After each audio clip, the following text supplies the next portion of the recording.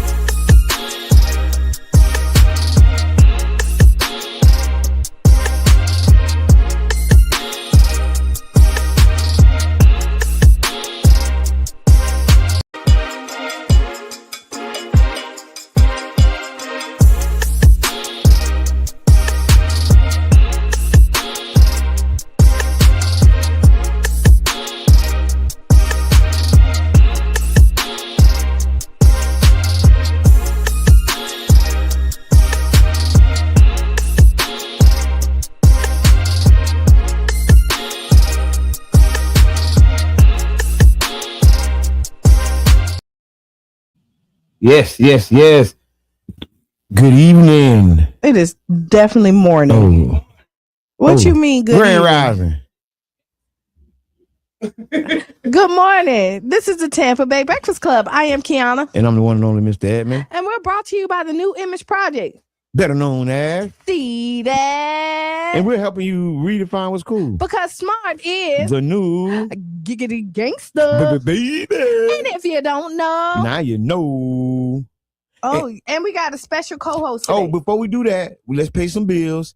The views responsible. Oh, no, I take it back. The views expressed on this show are not the views of 99 Jams, Care Festa Radio. The Bird. The Bird. It is of the Tampa Bay Breakfast Club, their viewers, the callers, and their guests. Somebody mashing buttons? We got to take person back there. Man, there you go. big shouts out to the one and only super producer himself, Brother John Muhammad. Yeah. That's my deep voice. You shout to me, my deep voice. Yeah, Brother John Muhammad. Hey, so yes, we got a phenomenal. Yes. And if you want me to read it, I can. The Tampa Bay Breakfast Club is an independent produced program. The views, the opinions, the statements expressed by the host, guest callers are their own and does not necessarily reflect the views, the position, or the policy. Yep. Care Festa Radio 99 Jams is ownership, management, affiliate, sponsors, and partners. See, we do that because they don't know what I'm gonna do next. Cause he got on. They don't know what I'm gonna do next. On in this great day, but it's cold outside, and I'm holding my gun. Bang bang.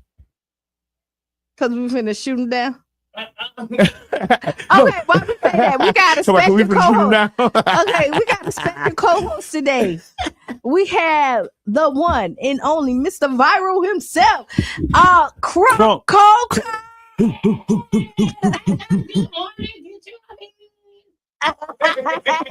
You had coffee this morning? I'm glad. None of us got no coffee. No, I got a half. I did have grape juice too. Listen, I had grape juice too. But listen, as he pouring out his banana. Anybody Okay, go ahead. Anybody won't have a banana? No. All right, but Crunkcoco, the phenomenal. I want to give you another introduction. Let me take my mask off. So we have the honor of having a repeated co-host, right? You're a co-host. You was a guest last time. You co-hosting today. This is the first time. Yeah, the first time you ever did this before. You did this. So Crunkcoco is a viral sensation that, born and raised here, right? You went to school here, right? You was what, Bogey? Yeah, G Bogey Siega? Bogey Siega, Vanessa Secondary, and this. Man, we ain't talking about all your schools. Oh, man. well, I'm just saying all He telling it. Like, cause somebody gonna be out here and they gonna be listening like, nah, I seen them at this. Like, he was at Hammer and Distant with me. No, I'm just joking. But listen, I want to be serious because Crunkcoco, we talked about this a little earlier. You were one of the first, you was in the first round of viral sensations, right? Yeah. Up there with the Soldier Boys and the other dudes you named. And I remember when you first got started. I remember I was honored to work with you because you was a very smart little dude, right? You had your vision. Yeah. And you was able to listen too. So you was a mix, right? But you hard-headed, so you ain't listen too. So it was a mix. But you was, but no, that ain't what I'm talking about though. But what I'm saying, good morning, Tiffany. You had a clear vision, bruh. Yeah. You were a young guy, and the guy came in with, "Hey, I want to do this. I want to do this. I want to do this." Yeah. And he did it. No, but what I like about Crunk, if y'all know anything about him, is like he's the same across the board. Right. And I said it like you, like when I did something, I posted something, and then I get a FaceTime. I ain't got time to read all of that. Tell me what's going on. Right? It is, but like what that. I also do love about Crunk is that he's so St. Pete. Yeah. Like he really loves this city, and like he shows support to everybody. He's not one of them people like, oh, I go viral, I can't talk to you. Yeah, very much. And doing splits and cartwheels. And asking where he fit in at, like what I can help. Right. And for the last few years, he been doing the Crunkcoco backpack. Yeah. Where you held me at and all the stuff. Mm-hmm. So we're gonna start. What got you started with doing the funny videos in high school? Cause I know you was in high school. Well, I started with I had a photo class and I was sneaking and doing videos. What? Yeah, I was sneaking and doing videos. I had that class too. What? I swear. Good morning, everybody. No. 1988 class. Man, you better stop. Put my mask back on. Cause he with the book. But I had that same class to go. I swear. Oh yeah, yeah, I swear I had the same class. Yeah, so I was like, so one day I just started doing videos and posting them, and then they started taking off on Facebook and stuff. Everybody said keep doing videos, and I kept doing videos. Mm-hmm. And the one that took off was so we gonna try. It became a worldwide movement, and everybody doing it. I think I had seen you before on Who You Finna Try. I think one of the times you was at one of the games or something. Yeah. But you know for talent shows though. I used to do talent shows and performance, Sierra music. Okay, that's what it was. That's what it was. Yeah. But the moment that put him on the map was Who You Finna Try with Freestyle and the Hush Boy, Mike and them. It was so big at that point. Freestyle basically kind of gave you the song, right? Yeah, pretty much, like, because he did it and then he took it and then everybody think it's my song. If it's not my song, I'm like, I just be like, yeah, it's just my song. Just whatever. Yes, because at that time you didn't have a song. Yeah, you wasn't even thinking about doing music at that point, was you? You was just doing funny skits. Right now, like being like so young at that point and then like being innovative, like what made you say like, forget it, I don't care what nobody think? It's just me expressing myself in front of the camera. It was like, y'all know I go to the psychiatrist and I get a great check, whatever. Ain't nothing wrong with it. I probably need to go. I turned up the mic. Tell me if y'all hear better because it sounds good on my end. I adjusted it. Go ahead. Made me feel like I could express myself in front of the camera and be free and don't care. So it's a stress reliever for me. Okay. I like that though. I like that because it is therapeutic when you do something you love to do. And you touching on like a serious, but you touching on a serious part of some of the funny things that you do. You get what I'm saying? And how it's almost therapeutic for you. You having a good time. You making money. Oh, yeah. You making money. I know you making money. Let me get something. But anyway, you know what I'm saying? So tell the people about like your journey from like moving here, because you talked for years about moving to Atlanta, and then you right, you made the move there, and you've been there for a few years now. I like it. There's more connections and more of an industry. Just talk. Keep talking. You moving to Atlanta? Yeah, but it's more of an industry. There's more connections and stuff like that. So yeah, it's much better. So, and I remember right before you, God bless dear Angie. I remember right before you. Yes, man. Yes, she was a force to be reckoned with. Homegrown talent, homegrown entertainment. But yes, so you were flipping on the floor. I remember you made World Star, right? Yeah. And I remember sitting in the studio watching as you probably crossed your first million with the Super Bass video. You remember you gave me the footage. Okay. Listen, I gave him the footage. This is you. If you don't know, this is what he do. Oh, that's how he like go say ahead. Something without like putting his name out there. But Right. Go ahead. But yeah, he the one recorded the video, and he gave me the footage. I uploaded it. Next day, it's on World Star. We recorded my first record from it in the Mo. So, shout out D Nice. Shout out D Nice. Eddie Kane. Yeah. Eddie Kane. Angie. But we was in there still working, still, you know what I'm saying? Mm-hmm. And then we worked on the next move, and it was just a lot. Yeah. So that's how the F movement happened, and it kept going viral, keep going viral, like coronavirus. Like coronavirus. Because he went viral about that too. I know, like that was coronavirus. And also, like you have so many different viral moments, and people really don't know your catalog because you done been in movies like you and Shamar, the Hustler. It's the Hustler, right? Hustler and Dream. Right. And then part 2 is coming out, so I got a couple more of movies about to drop that I'm in. What you with did you do one with Jabari? Jabri? Yeah, it's movies. Oh, it's still coming. Yeah, okay. Movies coming out.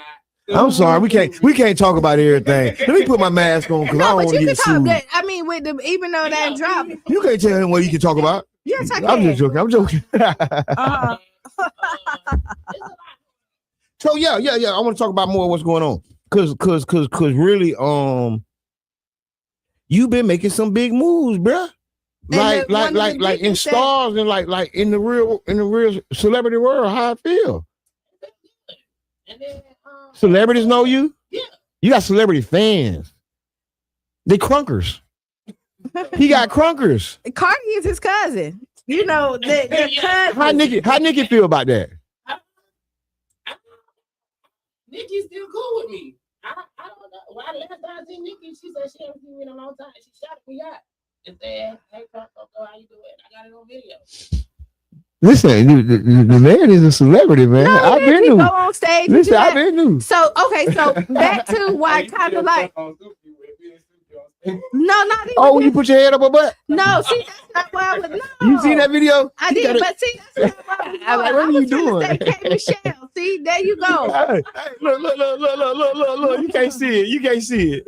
Don't worry about it. They're showing Super Basses. And people still request that right now, but recently. Man, that's billions of views. Okay, recently. You don't think so? Hey, y'all. Hey, we talking about Kenny Topic. I'm asking him, do you think so? Don't worry about it. This is an interview. This is an in-depth Tampa Bay Breakfast Club exclusive. We've been having none but celebrities. First it was Tiffany Black. Then we had Cranston and Miss Debbie. Now we got Crunkcoco. All right. So how you gonna top it is because you just did an audition for Bad Boys, which is the Zeus Network, right? Tell people about that audition. No, I want to know about the first one first. Because the first one. Wait, stop. We're going to get there. We're going to reverse. I just had a question. You're going to just, I want to know about the first. So here we go. Answer any question you want. Just go. Recently, you just auditioned for Bad Boys. Yeah, in LA. LA is really expensive. It is. But yeah, it's always quite an experience. You know, Mhm. people, everybody fighting every 5-10 minutes just to get their little 5 minutes of fame or whatever. What? Yeah, it's insane like that. But once I walked up, it was going crazy on me. It made me feel like I was famous or whatever. You felt special. Yeah. I was out there hanging out.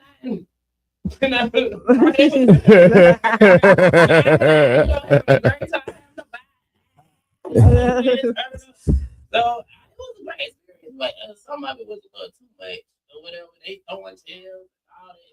Because people are really trying to make their mark. Hurt each other before you even die. And that's crazy. That's so. How you feel about that, right? Because they do. Your energy for the camera. So That's why I was sitting there just like looking at them crazy. I ain't gonna waste my energy and not fight y'all for free. Who's gonna fight for free? You better pay me a shit. Yeah. Now I see. Now you can't see it, but this is the original. This is what I'm talking about. So I got a clip from the first audition from that went last viral. year. Yeah. Tell us about that. Well, we only had 30 seconds to impress them. So And you was hanging out like two titties. Man, memories. We can say memories. Whatever. You done said it now. But Keep it going. Oh. Well, we only had 30 seconds to impress the judges, and then and I got a pass, and I made it to the second round. Right. But somebody pulled the fire extinction, And everybody ran out. yeah, and they had to kick us out the building. So before I even could do the final audition, yes, I couldn't. But this time, I made it all the way through. But listen. Take me through that. I won't say I'm being 110,000% honest. Like your audition was bigger than the show was. I think more people watch that audition than actually watch the show.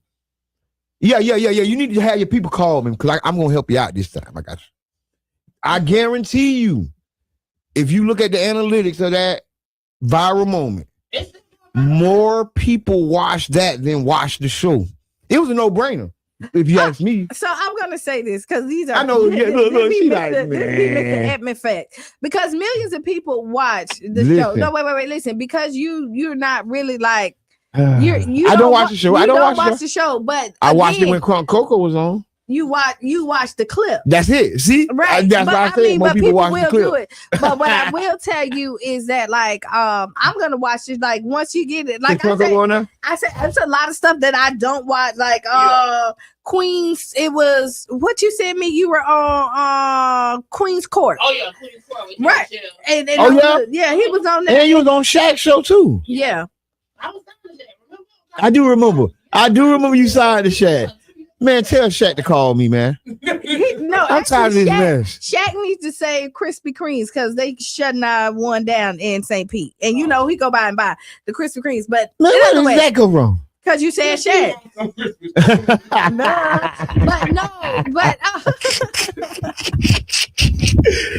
He's a comedian. No, he really is. But no, so then that viral moment happened with it, and it really kind of showed the judges, like, in my mind, like they missed out. They missed out big.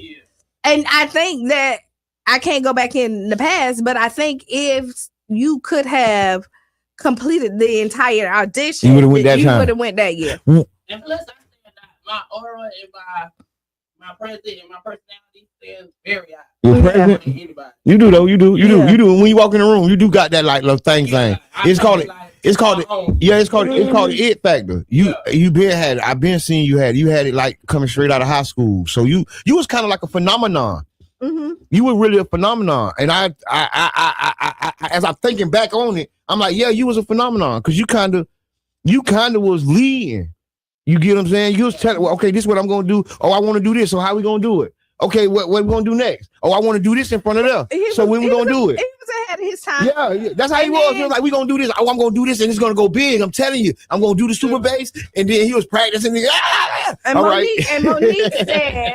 Monique said Coco is valuable to the industry. Yes. Yeah, you're a St. Pete jewel. You're a world jewel. Big shouts out to you. I give you roses. They in the car, but don't worry about it. Big shouts out to Mo Resources. Yeah, and if you don't know, we're syndicated. We're on the Mo Show live. Like you could catch us there as well with the Mo Show. Go ahead. This was coordination. That's what they call that. That's coordinating. What you about to say? Oh, I was gonna promote what I got. Go ahead. Go. Tell them what you got going on. What you got? What is it? Merch is called FB the Lady. And I got them in person, in the street, and online. So y'all make sure y'all purchase them off the link in the bio and everything. And I have my birthday badge coming up in Monroe, Georgia at the lounge.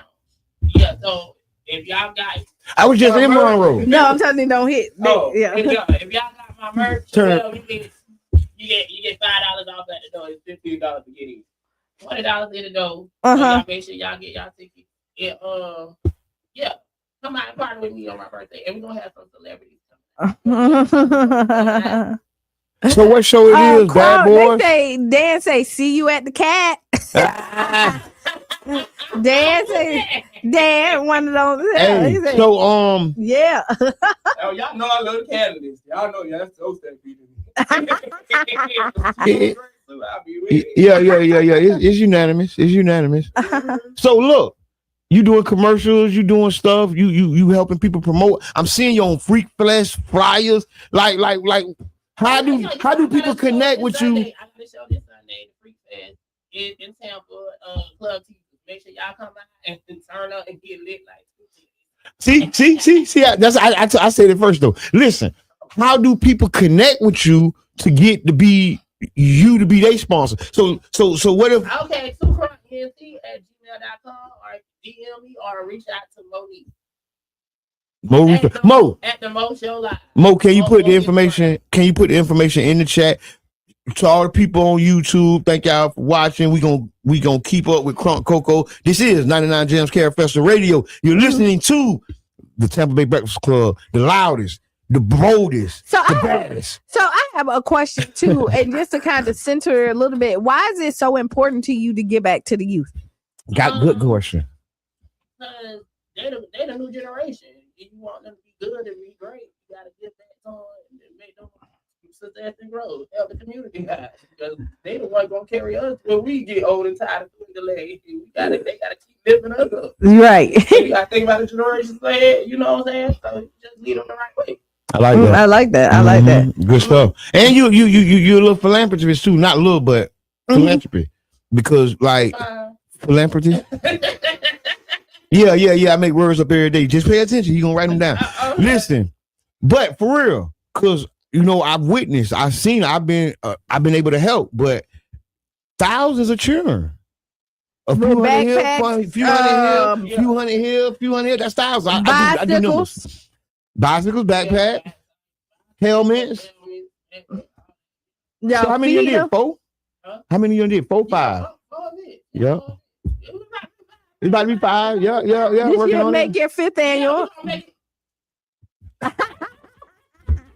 What is that?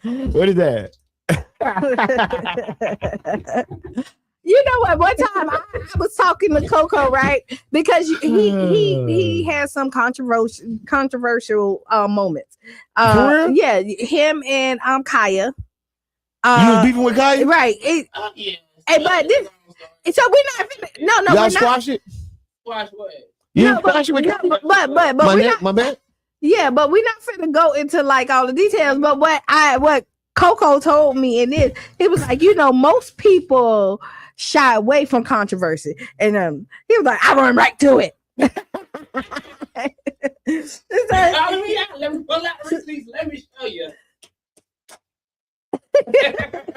So what I love about him, but he there for it all, and I love it. Like he come in, who he is, he love his city. Definitely you know what I mean? And if you got Crunkcoco in your team, like I have, he's very grateful for every support, and you don't always get somebody like that. And now he at the point that he do kind of listen, because we have conversations. He'll call. Oh, he always listen. And I mean, because you said you ain't listen. Nah, but he didn't listen. That's what. But Yeah, but still, he still used to listen though. That's why I used to like him because he was like able to. Okay, you can't do that, man. You got to do this, and he'd be like, okay, that makes sense. Oh no, that don't make sense. And so, like, for the people, okay, we got a caller. Hold on. We got celebrities calling in for Hey, caller, introduce yourself. 90 seconds. If you're talking, can't hear you. What's happening? It's Damian Davis. Oh man, the resident comedian. How you doing? Hey, what's up? I want to give a shout out to Coco, man. Hey, keep doing everything, little homie. A lot of people don't know, man. When I first started doing this comedy thing, I went to Coco thing. He had that rush out when he had a little comedy thing he was doing up there. That's what made me start off doing my career, man. So shout out to Coco, man. Coco a real dude, man.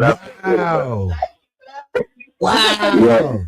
Yeah. For real and stuff. I mean, that's what I wanted to kind of get into for the Man, the next thank you for that, Dane. That was man, that was big. For the next 5 minutes before we go on break, because we do got to pay bills. Is like, what advice could you give like up and coming like artists or people or content creators? Well, just believe your vision and focus and be consistent. One of them gonna eventually take off. And you don't take no for an answer, almost. No, I don't like giving up. I don't like the word no.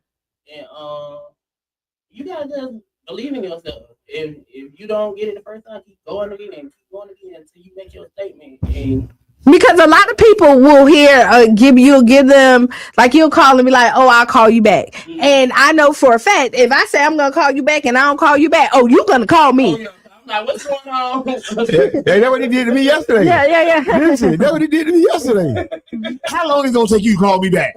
What are you talking about, dog? And how important is it about having the right team? It means a lot. You know, it could be lacking and yeah. Be a lot. So if everybody on the same page and everybody on it move perfectly and everything moves smooth. That's what they don't know. That's what they don't know about you. See, I know that side of you. Like you got like he straighten up. He straighten up and be like, oh no, and talk clear. Like, man, what you just over there doing cartwheels? Now you done came to your senses. Now you done came to your senses. Like, got a little sense behind listen, hey, you just over there. You just came out the stove and you talking about with all this sense. But you do. You got it, and I always seen it, man. And you're an asset to this community. I appreciate you for your work. You know, the people you help employ, the people visions you help come to life. Yeah. You know what I'm saying? I'm looking for artists. If you want to perform at my birthday bash, make sure y'all hit up Mo. Y'all make sure y'all hit up my manager. Mo, put your information in the chat. We're gonna get $500 and plus, promotional deals. I can come on Zoom. I'm gonna be MC hard to touch. What? Q, you got me? You gonna be my manager? I'm not doing it. Q, you gonna be my manager? Come on, Q. I need you. I need management. Hey, listen, you tell the bad boys that St. Pete is riding for Crunkcoco, so they better watch how they move. Tell them they gotta watch how they move, walk life. Run it up. At my Instagram, make sure y'all run it up. Lord them so much that they get tired of seeing me that they want to go. No, that's what you do. Don't get to show the ratings. Yeah. I'm gonna Yeah. I'm gonna definitely get that show. Yeah, trademark everything. Don't play with them people. Trademark everything. You know, make sure your brand right. You know, come in correct. Don't let them people play you. Straight up, come in correct. Yeah. Hey man, appreciate you, man. You rocking out, man. You our co-host, man. Yeah, y'all stick and stay. I mean, you can stay all day, like because we here till 9 stick o'clock. And stay. We got it. Yeah, we. Okay. Yeah. No, you that's fine. Go to the other radio station. No, I'm just playing. I'm just playing. All right, it's 8 o'clock. Thank y'all. Y'all stick and stay. We're gonna be right back after these messages. Yes, it is. We want to make some videos. Yeah. In 30 minutes, BBC Inside Science, where we look at NASA's upcoming Artemis 2 mission that will see man back.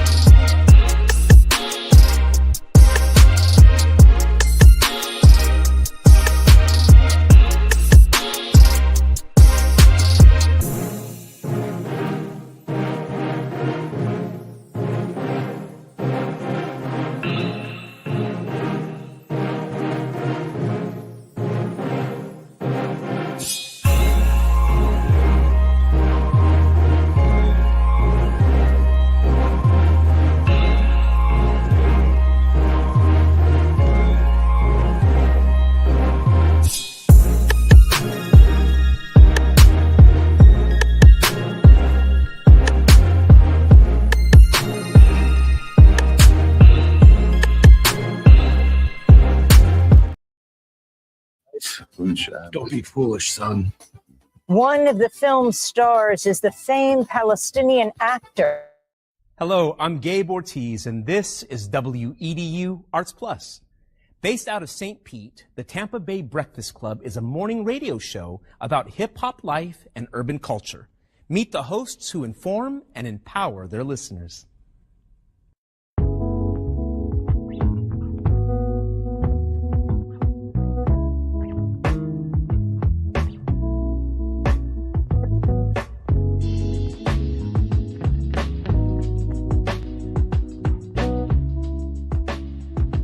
I'm Jabbar Edman.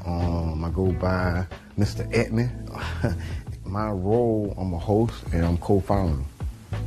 My name is Brother John Muhammad, Your Brother John, YourBrotherJohn.com.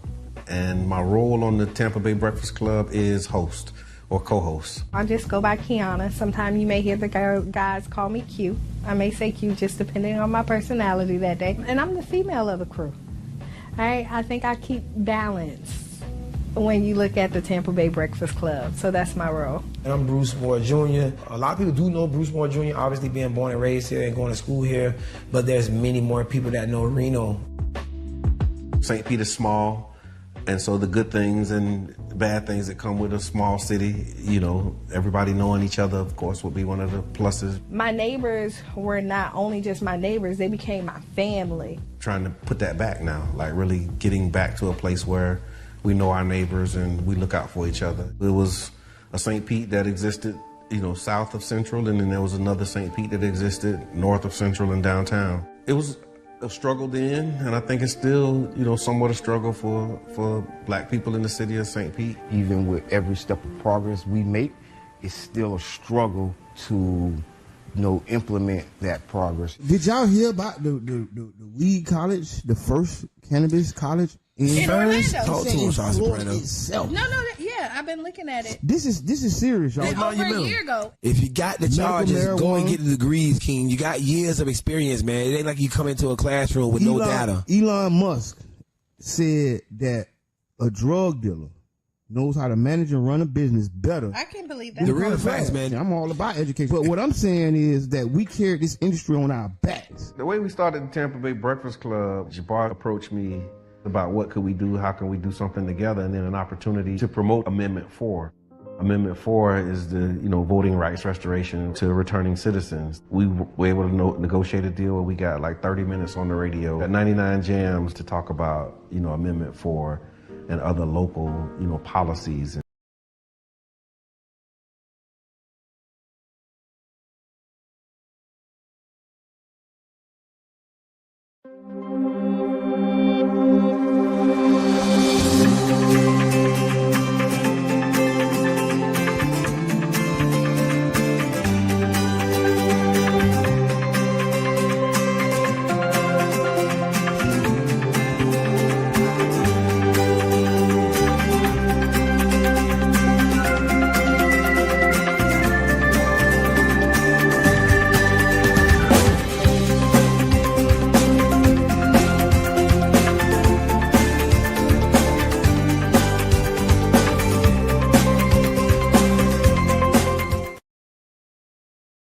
Agape Soul Boutique. High-end boutique looks and quality with affordable pricing. Located at 6025 Martin Luther King Street South in St. Pete. Choose from our amazing selection of stylish, fashion-forward heels, wedges, boots, children's shoes, accessories, and much more. You can shop now and pay later, interest-free with Afterpay. Subscribe to our website and get huge savings on our latest products at agapesoulboutique.com. For more information, call 727-379-1318. Come give your feet the royal treatment and check us out at Agape Soul Boutique today.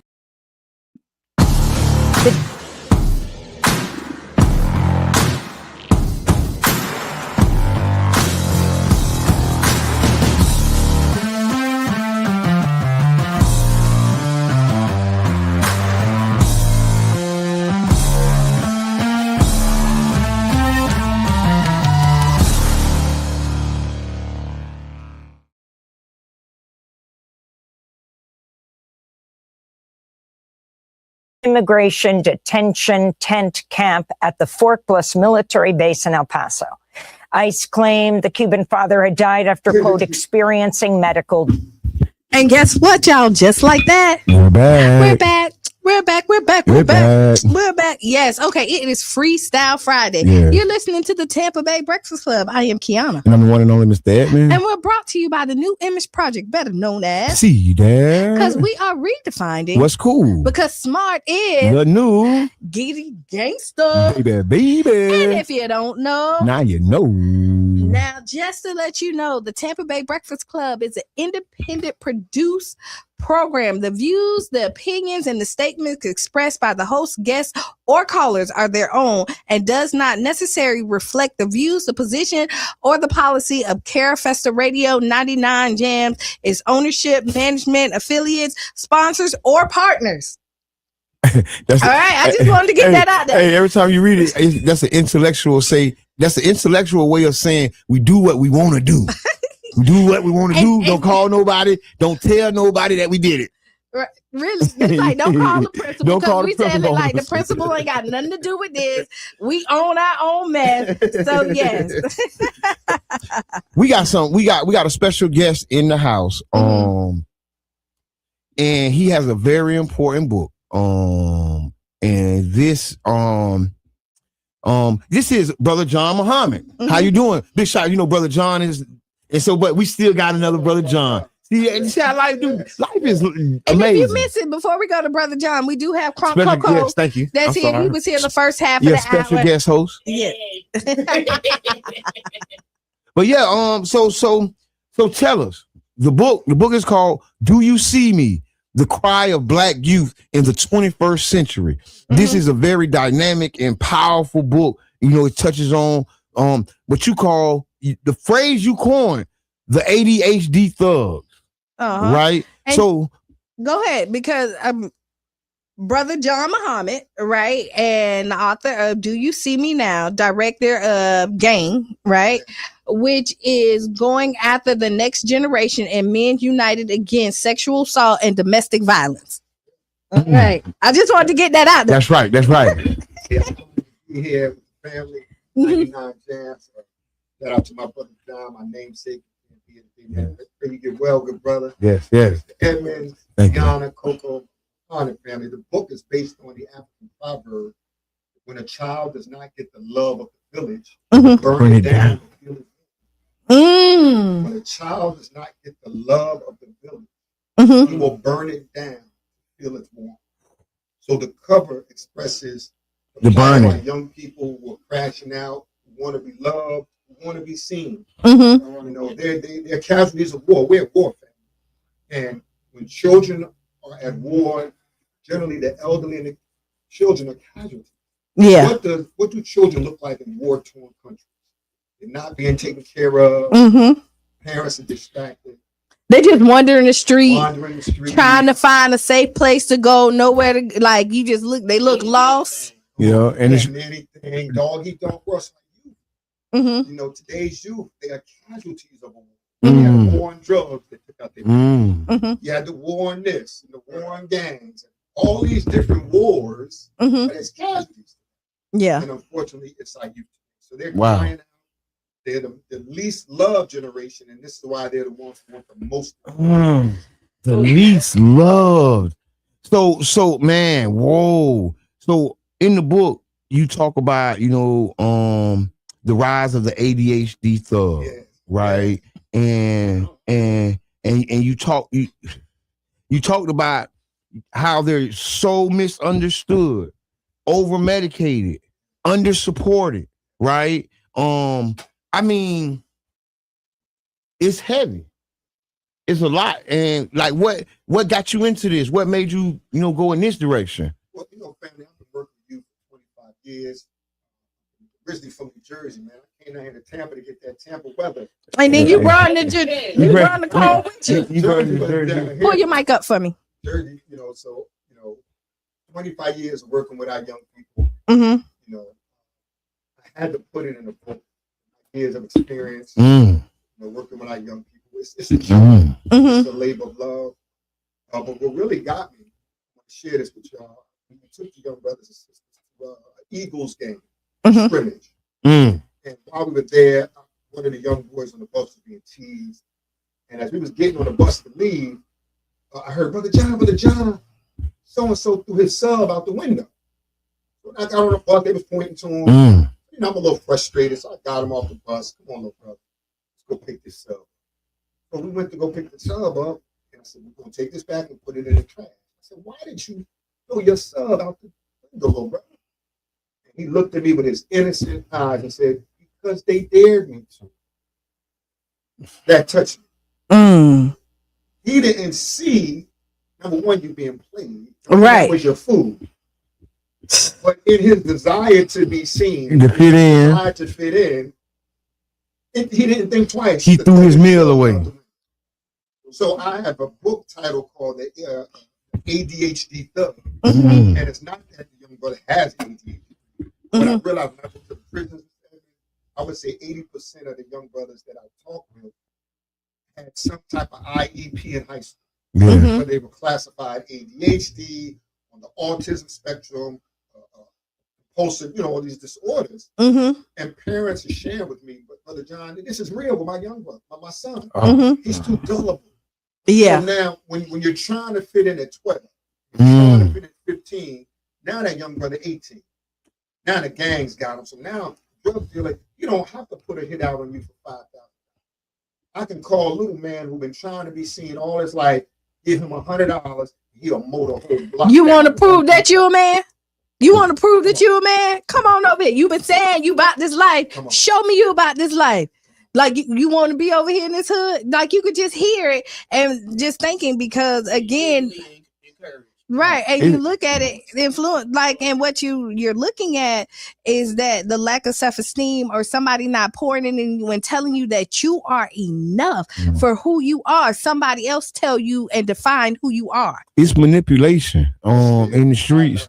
Yes, in the streets. When I was reading out, I was telling you off camera that like I didn't know which way you was coming with this, right?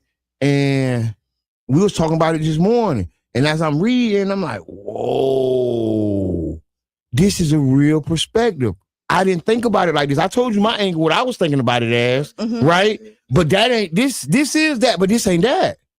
And I think I thank you for this because I think we got to talk about the manipulation, the medication, right? How people get over on people who they feel they intellectually superior than. You get what I'm saying? We always had that one kid that we teased. Yep. And no matter how much we clowned them, he still want to hang around us. Yep. Right. And that's who they manipulated. Yep. And that be the most loyal person. That's the dog. That's the dog. Yeah. It's a little bit more acute when it comes to the girl. Because the girl want to be seen too. So when she with her crew and she want to be seen at 13 or 14, what does that manipulation look like? There's a sexual overtone to that girl. So she may go to a friend's house and the friend says, okay, well, you want to be down with my 18-year-old, my 19-year-old cousin is in the back. See, so now there's a spiraling downward because that young pretty girl who don't love herself is easily manipulated. Right, because if you don't get the love at home, you're not looking at it. And if nobody told you, if somebody at home don't tell you you're beautiful, and then the boy down the street come in and tell you beautiful, and that's a back manipulation. Now you're like, oh, I'm pretty, and you never heard it. Now he can manipulate you, trick you to do stuff. Now you in the back seat of the car, uncomfortable, knowing that you don't want to do whatever he's asking, but I told you you were beautiful. Come on, like you come on. And then now you feel like you're pressured into doing something that you know that you should, your insides are telling you don't do it. It's real. I got a chapter in my book family called The Slut Culture. And my son said, nah, Dad, that's real. Yeah. You know, because it is though. I know about it. We had Little Kim. We had a balance. We had more hill. Yeah. Today's young girls, a 12-year-old, 13-year-old is hit with sexy. Yeah, Glow. Megan, Glow, Cardi. I like Glow though. So all she's getting is the over-sexualization of our women. Yep. And so now I argue in my book for our young girls, it's okay for adult women to have a hot girl summer. I argue in my book, what does a hot girl summer look like to my 12-year-old niece? Right. We got to talk about that. Have control on that. Not on serious though. On serious. No, Yeah, you look on at serious. it because and then you to break it down just a little level, like you think about social media, right? You have your influencers, and then I know, You don't do but that. we're not talking about. Yeah. But I'm just saying. But you have the influencers, and what they're doing is they're sexy, right? Their clothes is half off, and we're just talking about how they're pushing to the women at this point, agenda. not going to, and then they want to get flued out, as they would say, and you look at what, and then trafficking. And right, and then, again, see, as a grown woman, I'm not gonna knock your hustle, right? But I'm talking about young girls who want to be seen. Yeah. I'm talking about that 13, 14-year-old that's coming into her puberty and that's understanding the power of her own sexuality that's being manipulated. But even as a grown woman, I'm gonna question it. As another grown woman, is that if your definition of being happy is that you're looking for somebody to fulfill that happiness, then we need to look at you. You know what I mean? I don't care. Like it really is. If you define that, you say the only way I date you if you have this 6 figures and you got to fly me out and all this stuff, and that's good. Like everybody want a nice lifestyle, but what about the substance? When the money go away, when like what else does that give you? And you need something of substance. We got a comment. Yeah. I got Miss Teresa. She says, "Wow, this sounds so much like the story of my son. Constantly being called soft in middle school, turned his whole life into something else. From straight A student to an ex-felon. Sad commentary." Wow. Thank you for that, Miss Teresa. And I can see myself in that story as well, right? I'm writing in my book, and in my book, I'm talking about how I thought I was a gangster. I thought I was a thug, right? And then just to get to 45, 47 years old and see I'm a genius. I'm a savant, right? I'm talented in multiple disciplines, beyond competent, right? I'm beyond literate at so many things, but I couldn't see that because of the gangster persona who I was. Brother John gave me this. That was my outward show. You know what I'm saying? That was who I was presenting as. I was presenting as that goon, and I'm not, right? I'm an intellectual, right? I want to play chess. I don't want to play video games, but that's really who I am. But my presentation was different. My outward appearance was different, but it was because, like what Miss Teresa said, I was fitting in. I didn't want to be called soft. My brother, Miss Teresa, is right on it. Think about that brother in the front of the classroom. He's smart, he's intelligent, but he's not getting the love from the girls, like the little brothers in the back of the class who getting suspended, who fighting all the time. So you calling me soft. Now I'm smart and educated. So what do? Do I stay in the front of the class and continue to get clowned? Or do I dumb myself down, pull my pants down, get in trouble, start holding that pole, that gun, and start doing things? Now I got your attention, Shanika. Now I got your attention. Today, but I didn't have your attention when I was in front of the class. So again, the youth want to be seen, y'all. And if we're not careful, that manipulation really hurt us in the long run. So we at war, y'all, and we got to save our babies. So I'm gonna be here. Charles Park, Campbell's Park, Jordan Park. Come on out, Deuce. I'll be here tomorrow at the Old Wildwood Park Center, the Jackson Center. The Jet Jackson, y'all. Tomorrow, Saturday, 5 p.m. I'm doing my book sign. I'm on a book tour. I've been in Atlanta, Brooklyn. My publisher, Brother Eli, the book guy, he's from St. Pete. That's why I'm here. So Tampa, St. Pete, come through. Y'all want to see y'all tomorrow. We're going to build and talk about our youth. The book is an easy read. It's not an intellectual masterpiece. I wrote it in such a way, Coco, that if you read it, I'm literally talking to you. 25 years of working with young people and following my teacher, the Honorable Minister Louis Farrakhan. I put some jewels in there that can help us navigate our youth through the storms of growing up. You see me now, the cry of Black youth in the 21st century, by Brother John Muhammad. This is a very important book. We're gonna keep talking. This is all we got, right? Come on. Don't let the internet raise your kids. Talk to them. Talk, Coach. Talk. Well, the internet will raise your kids, and make sure y'all have parent control. Cause you know what I'm saying? Well, here's the challenge. Here's the challenge. 75%. Again, we're war. Yeah. So statistics have shown that 75% of our house homes are run by single parent. Single parent have to work long hours. So when we always go back to take a village to raise a child, we got to start in the home. That's true. But it can't end in the home. Some homes are broken. So some of our youth, we got to save midstream. They've already, home ain't it. As a matter of fact, I start my book out talking about what happened during COVID. During COVID, we all sheltered in place, Mr. Edmond. I'm watching the news. I'm still seeing all these shootings going on in Philly and Jersey. I'm like, wait a minute, we sheltered in place. What's going on? So I put my mask on and I just rolled around my city in Wilmington, Delaware. Young people everywhere, no mask. Shot up to Philly. Young people everywhere. This is in the midst of the pandemic, 2020. So when I put my mask on and I asked the youth, bro, why you out here? The young people's answers I put in my book, in a nutshell, they would rather take their chances on the streets during the deadly pandemic than to stay home sheltered in place with their dysfunctional family. It can't start in homes where there's dysfunction. Who wants to stay sheltered in place all day long with a crackhead mother? Who wants to stay sheltered in place with an uncle or father abusing me and my sister? Nah, I'm staying in the street in St. Peter, Tampa. Because now they're and abusing alcohol, and they're a totally different person when alcohol get involved. Now they're angry, they're tearing up stuff, and now you're sheltered in there. And what the pandemic showed is that a lot of people didn't know each other. Come on. Because your everyday lives, and you think, even as parents, if you're not intentional about being a parent, you will let time pass you by.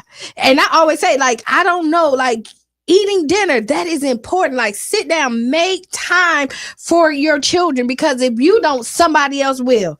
And you might not like what they feed them. Oof. Come on, Kiana, preach that word, Kiana. My biggest thought is that the reason that a lot of programs or support systems fail because a lot of times they're too busy blaming the parents. Come on. And saying Come on. that their parents need to handle. Come on. And then that's like the picture. That's the community turning the back. Yeah. Right? That's the dad. Teach. Right? That's the community turning the back, because the reality is I've been in these meetings. I've been in high level meetings. And I hear them saying, hey, it's the parents, we gotta do something about these parents. And I hear you. But what about the safety net? Yes. To the kid that you know Come on. the second generation, because they did the same thing to their parents. So we know that there's gaps that sometimes we're intentionally or not feeling. Yes, sir. And it takes a village to raise the child. Now, when a child is successful in the village should take some of the credit for its success.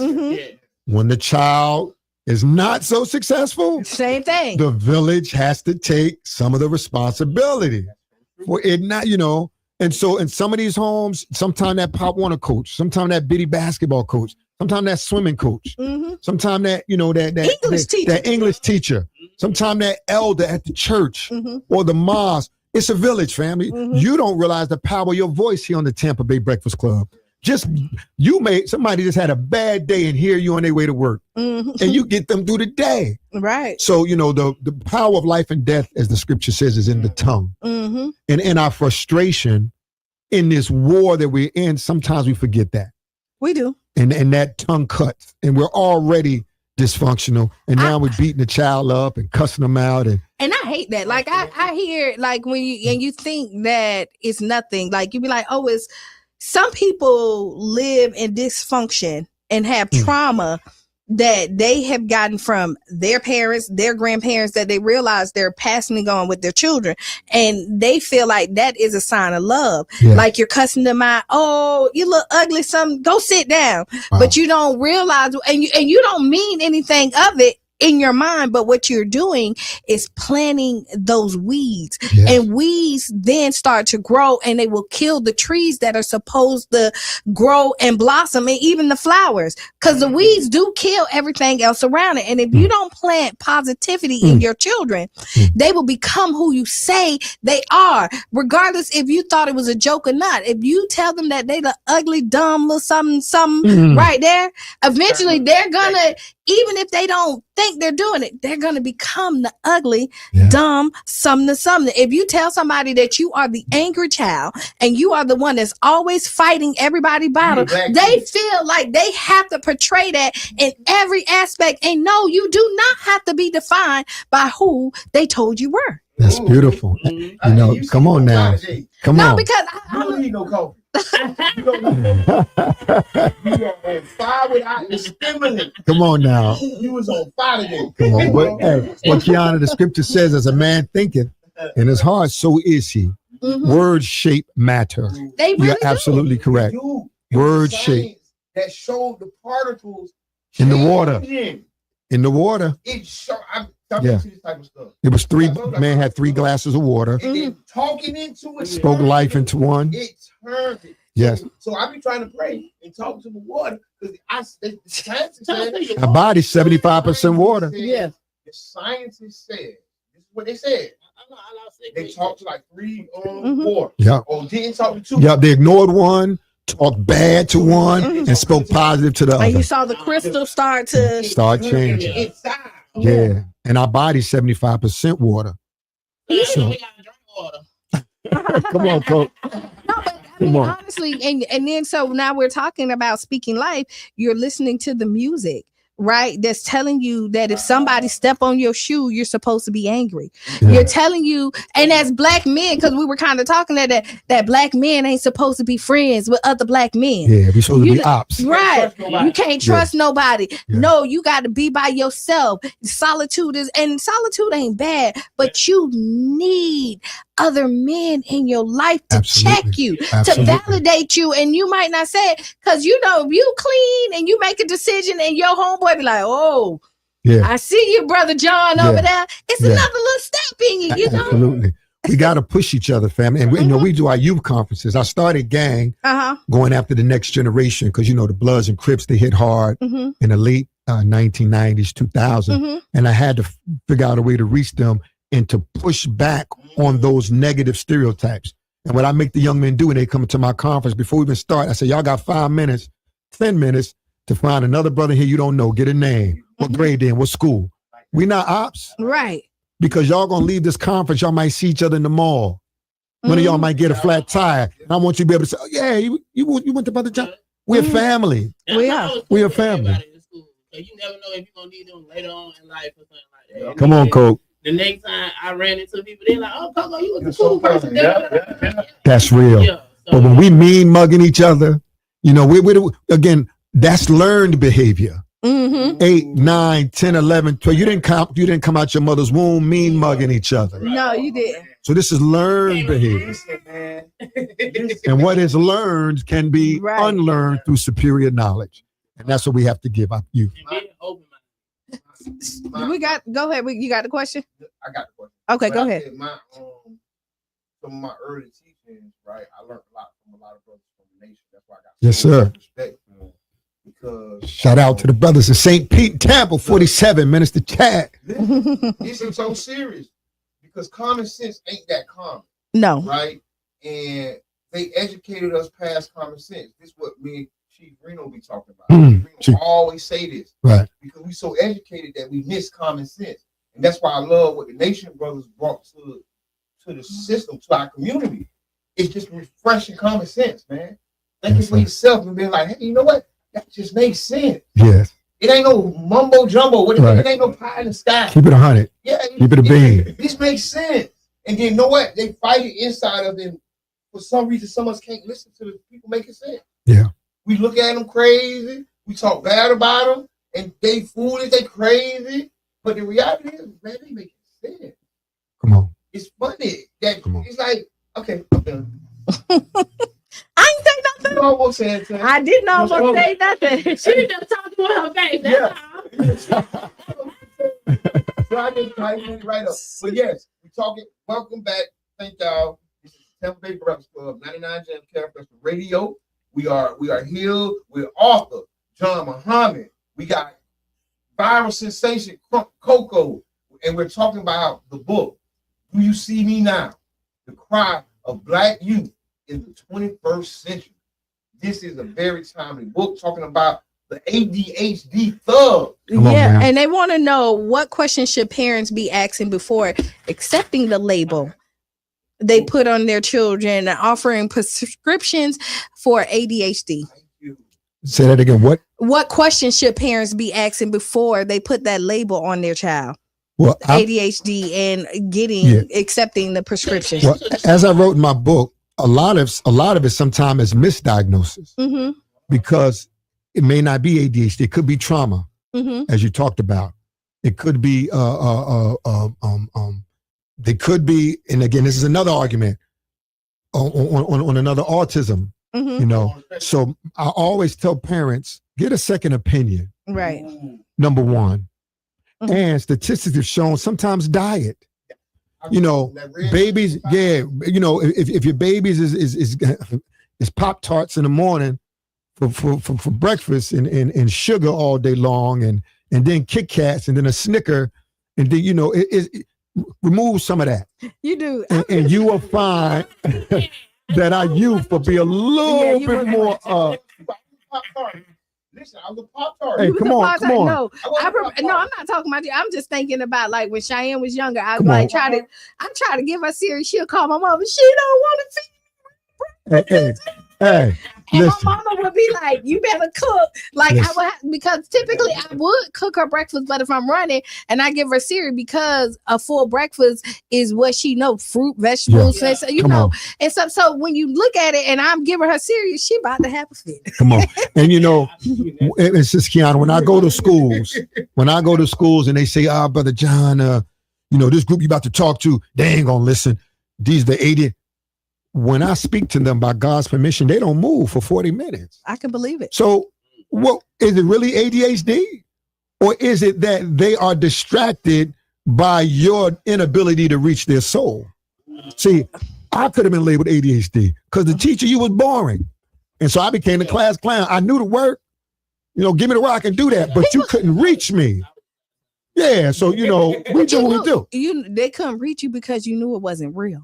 Come on. You knew it wasn't authentic. You knew that they were just there to fill the space and not to fill the soul. Absolutely. So you can see the difference. Absolutely. Like, because I mean, you won't know.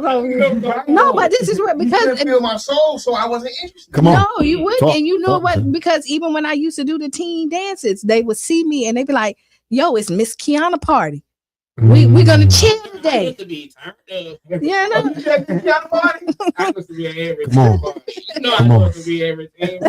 But when you look at it, when they know that you truly love them and invested in them for real, then you get a different person. When they know that you are just there just to get a paycheck and the words that you saying don't match your actions, then no, I'm not invested in you because you're not invested in me. And there's a saying. Right. And Coco, there's a saying, people don't care what you know until they know that you care. They don't care what you know until they know that you care. This is true. See, and when the youth know you care, they give you that. And you know what's funny about this ADHD thing? I had a parent, she was frustrated with her son. I had to do an intervention, and you know, she's telling me about he's on medication and he didn't want to be on it. And she said, "Well, you know, Brother John, in school, he's okay, but he needed when he home." I said, "Wait a minute. He go to the largest high school in the state, and during the day for 6 hours, he don't need no medication, but he need it when he get home with you. You're the problem. So you want to drug him when he home. Because you don't want to invest time with him. Come on. You're sitting him there. You want the TV, the computer to do it, and then not necessarily. And what happened is, like you say, there are single home parents, right? Yeah. And so this mom also probably frustrated She leave one job, go to another, and when she come home, all she wants is a little rest. Cause her top priority is putting a roof over your head. Absolutely. Right. And feeding you. And she doesn't see the necessity and the need of giving you that quality time and making sure that you're out there burning that energy, because she's thinking, I don't want us to be evicted. Yeah. Which leads me to the next part. I got a chapter, family, in the book, Mr. Edmond, called The Suburban Hood Culture. See, it's another thing to grow up without. It's another thing as a young person to come from a 2-car garage, 4-bedroom, great neighborhood, and you still trying to be a gangster.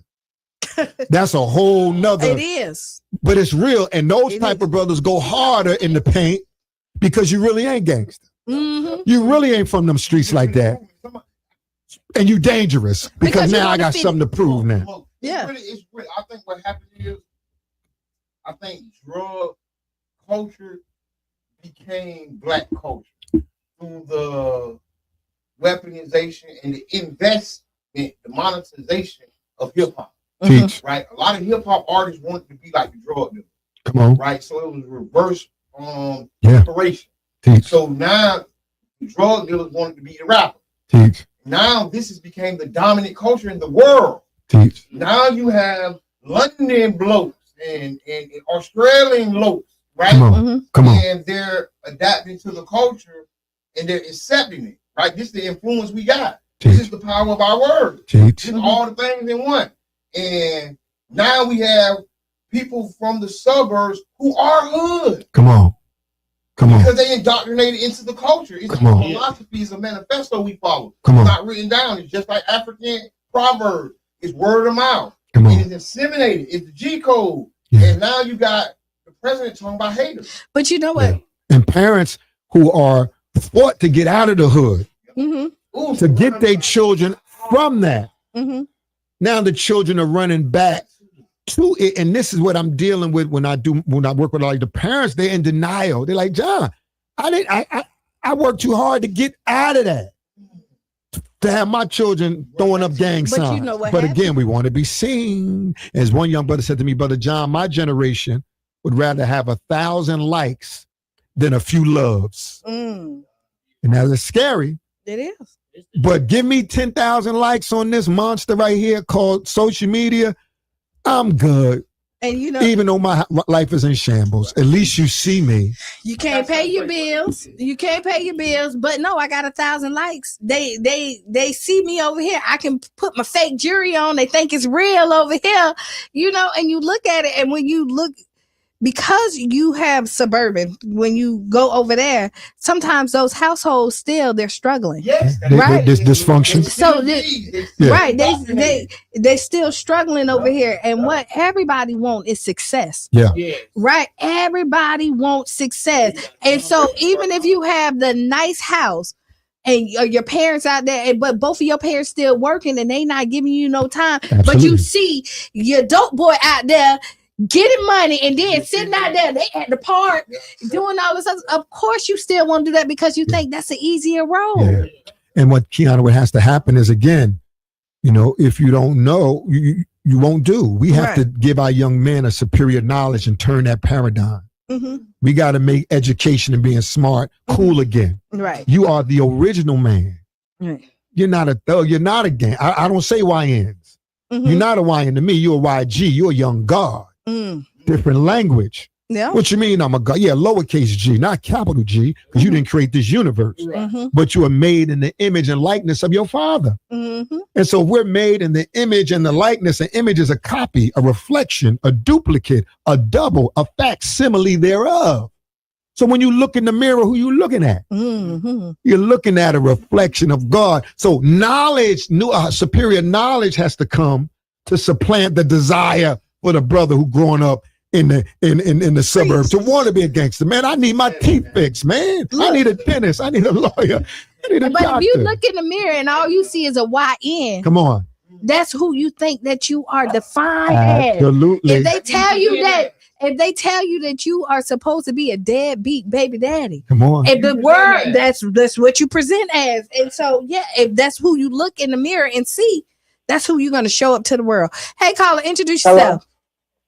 This is Teresa Jones. I just had to pick up and call in because this is hitting so close to home. This is so close to home. This brother's dropping some real jewels this morning. He is absolutely correct that it takes a whole village to help us raise, particularly our sons.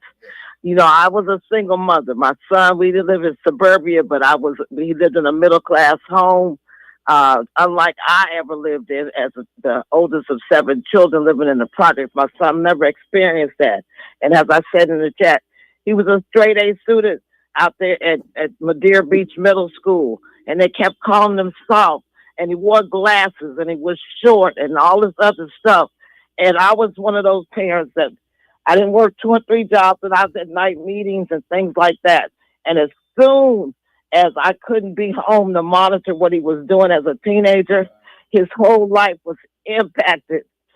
Oh, I get emotional about this. At 15, he started getting juvenile charges. And as I said in the chat, now at 35, he's an ex-felon. And it changed his whole trajectory of life. And so we need men, mentors, coaches, etc., to help us as particularly single mothers. I'm going to go, y'all. Thank you, Miss Teresa. Thank you, Miss Teresa. Don't blame yourself. That's right. You did the best you could. This is a vicious cycle that we in. Yeah. And we responsible just as well as everybody else. Yeah. And the ball will be in our court when we walk out that door. That's right. And my parents can't be held responsible for the mayhem I created, right? For the prison time I did, right? They can't, right? They raised me in a way where I knew better, but I chose different. Come on. I was listening to the music. I was in the world, right?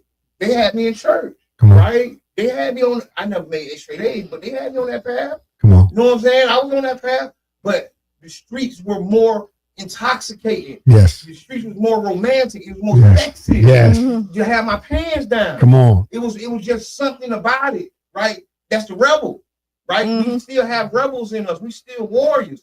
And sometimes it just comes out wrong. You don't have no way to express it.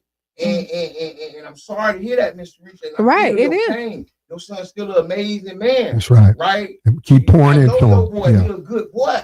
You just chose the way we chose. We street dudes and we chose that way. And it's not our parents' fault. No, it ain't. But you know, again, like it takes a village. I say parenting is a team sport. Right?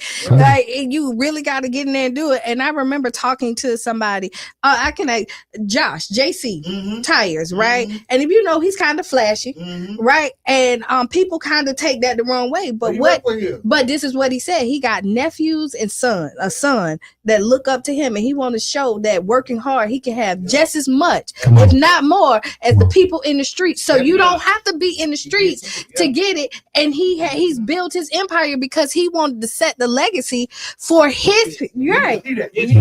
And Keon, if I can share this, my sister just touched me. We're here. This is Martin Luther King weekend. And you know, I put in my book, family, you know, we've had the Black community, some of the greatest teachers that the world has ever known. I mean, look what our 400 years of struggle has produced. The Martin Luther King, the Malcolm X, Jesse Jackson, Barack Obama, the Honorable Minister Louis Farrakhan, Noble Drew Ali, Marcus Garvey, Rosa Parks. We done, Mary McLeod Bethune. We done had so much. And I asked the question, why are we still starving in the midst of so much food? Why are we in 2026 dying of thirst in the midst of so much water? Our youth today, I mean, we had to go to the library to find out when we was coming up. Man, at the click of a button, young brother, you can learn about anything you want right now. So it's fulfilling the scripture. In that day, they would be wiser yet weaker. This generation is getting a whole lot of information, but don't have the moral character and the support to pull up and navigate through the madness of today. You know, so we have a challenge. It's a lack of respect, right? Not only that we have for the people and I'm just talking about as a whole, but the lack of respect that society has for them. If you look at the narrative that they want to paint of our great people, they did amazing things, but then now you want to bring up skeletons, the bad stuff. Like, you know what I mean? And now that then dictates what they said. Like, forget that they said, hey, you are great, black brother, but then they say, oh, he cheated, and so I can't believe nothing he said.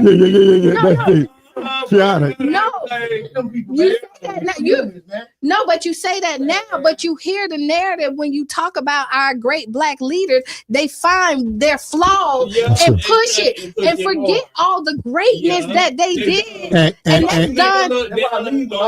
And you know what? Intentionally, they do it intentionally now, and that's right. Come on, because see, John F. Kennedy, all the presidents, they had dirt, but you didn't know it.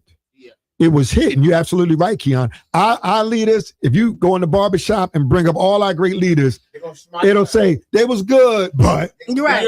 Or what about so he was good, but so you're right. They make sure that none of our leaders are unsullied in our eyes. Right. And so the moonlight, it does not have its own light. It borrows light from the sun. And we need that light from the moon in the dark time, in darkness. So our leaders, our prophets are like moonlight. They help us in the dark, but there is a dark side to the moon that you don't see. And so the enemy is always trying to show us the dark side. But if God wanted us to see the dark side, he would have shown it to us. He's showing us the light. And doing this MLK, I mean, they trying to sully his name. He did this, and the FBI had him wiretapped, and he was doing all this.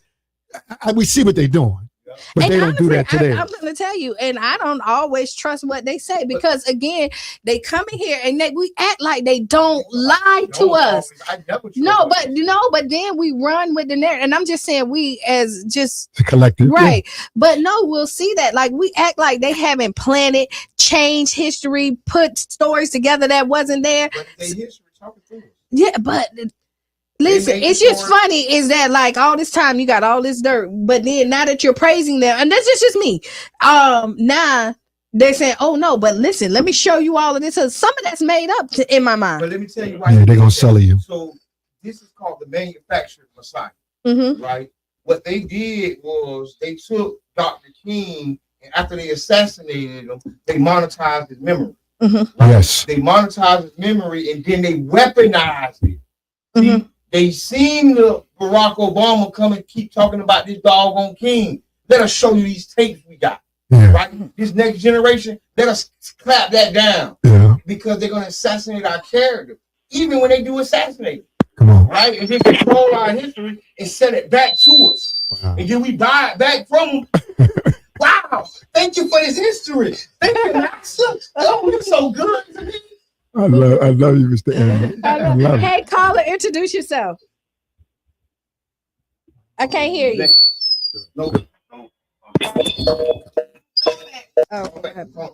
Thank y'all for calling in, man. Thank y'all for all the comments. We got special guest host, Crunkcoco. We got the author, John Muhammad, and we talking about his book, Do You See Me Now? The Cry of Black Youth in the 21st Century. We're talking about ADHD thugs. We're talking about medication. We're talking about slut culture. Not necessarily people with ADHD. Right.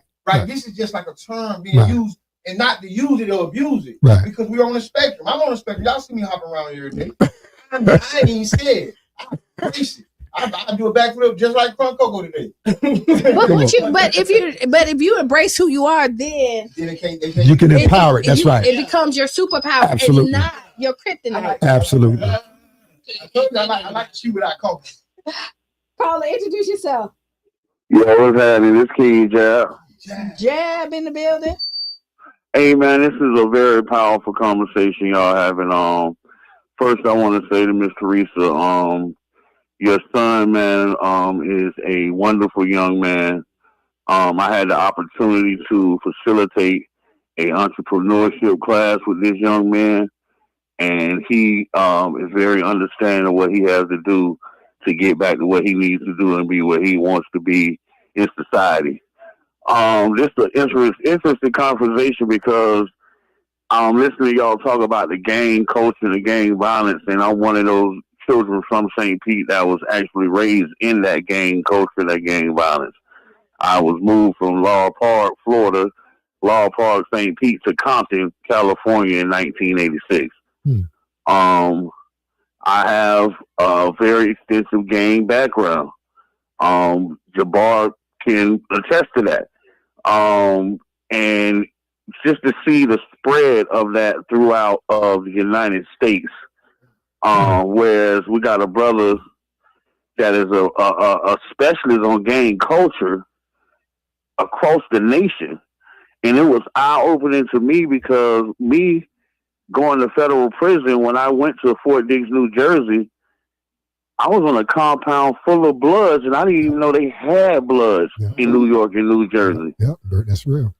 And I didn't even know it was a Blood up there, and it was a compound full of Bloods from Philly, Jersey, New York, all of those states. It was full of gang members. So I'm like, this is really the cancer that's going to our kids. And I'm gonna cut this short because I know we're running short for time, but we have to be more aware of really what's going on in our society, because when they locked us up, it was for crack laws. And when they repealed the crack laws, they enacted gang laws. So these are the laws that you see them using against people like Young Thug and these other artists. These RICOs are actually gang laws. So when you start affiliating yourself, I'm TME Jabo, you're affiliating yourself with a gang. You're affiliating yourself with an indictment. So, I appreciate the conversation, man. Crunkcoco, man, I appreciate you too, Crunkcoco. What people don't know, man, I really look at you as a very popular celebrity. And this month, man, Crunkcoco, he texts me every birthday, every holiday, He do. every whatever day it is, man. This man takes the time to text me. And I appreciate that, man, for real. So y'all be easy, man. Thank you, Brother King. Family, as we get ready to close, again, I'm honored. I want to thank you all. I mentioned in the book, Kiana, my last chapter is called The Race to the Bottom.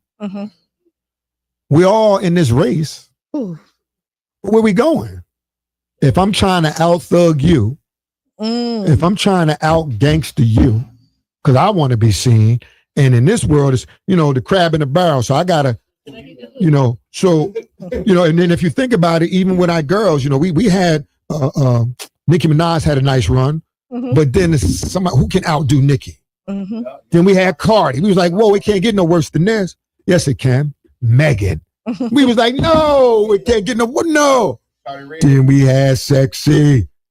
No. So what happens is we're racing, but we're racing to the bottom. Where we go? We're at the end. Where do we end up, black man and woman? We got to ask ourselves these tough questions. At the end of out gangstering each other, at the end of out drug selling each other, at the end of out booty listening each other, where do we end? Is this where we want to go, y'all? My argument is we racing to the bottom. That makes and we've got to change this trajectory, y'all, in reverse course. So Tampa, St. Pete, I want to see y'all, God willing, tomorrow at the Jet Jackson Rec Center, formerly Wildwood Park. Come holler at me. Y'all be there 5 o'clock, a couple hours. Get you a book. I'm going to autograph the book. I got to autograph y'all book too. Easy read. We'll be back. Shout out to Eli, the book guy right here, my blood, man. He's here in St. Pete. But all the brothers again in all the parks, man. What is it again? Campbell Park, Deuce, Childs Park, Jordan Park, Bartlett. Come on, Tampa. Man, come on, man. Shout out to the FOI MGT, y'all. St. Pete and Tampa, man. I'm here, y'all. And I tell the Bloods and Crips all the time, I'm Blood. I'm Crip. I represent brotherly love, override oppression and destruction. I represent community revolution and progress. I tell them all, the Bloods and Crips come from the Black Panthers, and the Black Panthers come from the Nation of Islam. So I'm your grandfather. So as long as you connected to the tree and you trying to help my community, me and you okay. I don't knock what nobody get into. If it's helping you be a better man, then stay there. If you joining that set, if you joining that crew helps you to get your grades up, helps you to respect your mother and respect women, stay there. If this joining this gang or this blood set helping you get a degree, and keep you focused on raising your babies, man, I'm with you all day long. But if it's not, we all have to accept the challenge to change, because the mind is a terrible thing to waste, and we can't waste it in 2026, y'all. Let's go get our youth. Share, like, share. This is an important message. If you unite with this message, take the time to hit the like button. Go to the Tampa Bay Breakfast Cub, match the 3 buttons, invite all your friends. This is how we coming for 2026, y'all. This is how we coming, y'all. John Muhammad, thank you, brother. Thank you, brother. Do you see me now? Cry. Yes, sir. Cry. A black youth in the 21st century, man. Thank you, man. Thank you, my brother. Appreciate y'all. Tampa Bay Breakfast Club. I mean, this we in the we got building. we got 3 more minutes left. got This 3. is big. I'm trying to be talented. I cannot. You kept him focused today. I'm not doing what you did. Being jumping up. You kept him focused. Come on now. Talked about when you get the person that captivates you, what it do to your ADHD. We just talked about it. Yes, sir. I'm telling you, I'll be all over it. Okay. Okay, so right quick, they have a question for Crunk. When will Coco be on TV? They haven't released a date or nothing like that yet. Y'all just see when it just released, and Okay. I got movies coming out too. So, Okay. And I'm working on being in commercials. So stay tuned. So, but if you want to see him on some other films, I'm just saying, because we got a couple of minutes. He's on Hustlers in the Dream. Yeah, Hustlers Dreams out on Tuesday right now with me and Shamar. We in the movie together right now. Yeah. So Right. make sure y'all run them numbers up and give me my revenue money. That's it. Hey, Kiana, can I shout it just real quick, family? please. If y'all want to reach me, my website is Gang Movement, GANG Movement, gangmovement.com, gangmovement.org. Y'all can reach me. Email johnmuhammad7@yahoo.com. Call me directly, 302-468-7671. 302-468-7671. If I need to come back here and talk to the youth, we here, y'all. We worldwide. Gang movement. That's what we doing. Before we go, yes. It's the MLK holiday. Y'all be Yeah. safe out there. Yeah. Y'all have a good time. Spend money with the black community. This is the Black Money Movement. Land business. Cash mob. Find you a trailer. Find you somewhere. And if they're giving away food, give it to the homeless. Let the homeless people eat. Y'all spend y'all money, because our money is more important than our charity right now.